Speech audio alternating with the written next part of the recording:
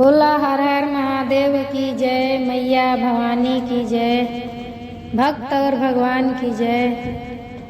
तो आइए एक शिव जी का भजन सुना रही हूँ।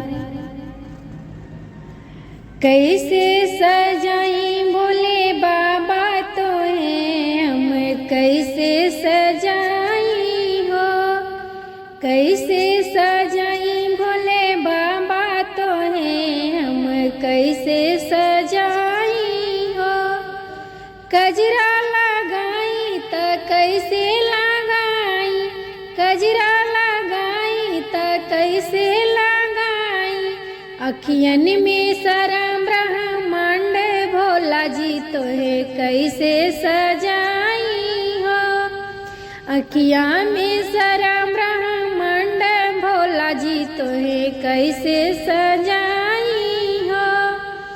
कैसे सजाई भोला कैसे सजाई, अखिया में सरम ब्रह्मांड भोला जी तो है कैसे सजाई हो।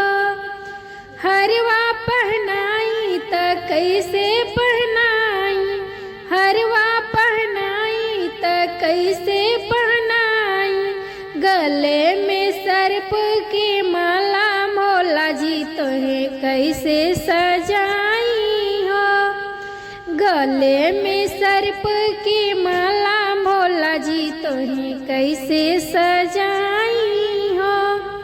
कैसे सजाई भोले कैसे सजाई, गले में सर्प की माला भोला जी तो है कैसे सजाई हो। टिकवा लगाई त कैसे लगाई, टिकवा लगाई त कैसे लगाई, माथे पर चमकीला चंदा भोला जी तो है कैसे लगाई हो। माथे पे चमकीला चंदा भोला जी तो है कैसे सजाई हो।